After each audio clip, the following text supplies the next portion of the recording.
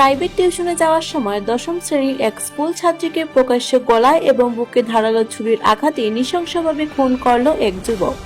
School ছাত্রীকে ছুরি মারার পর ঘটনার অভিযুক্ত যুবক নিজ গলায় শ্বাসনালী কেটে আত্মহত্যার চেষ্টা করে।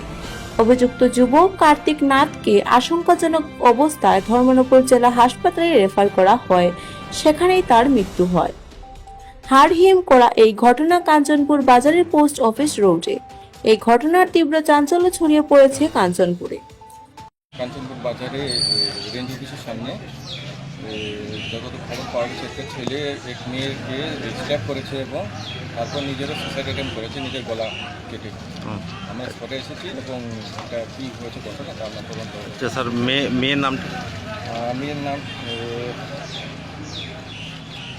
নাম হলো তানিয়া পড়ুয়া, আর কাঞ্চনপুর বাজারে। ছেলের নামটা?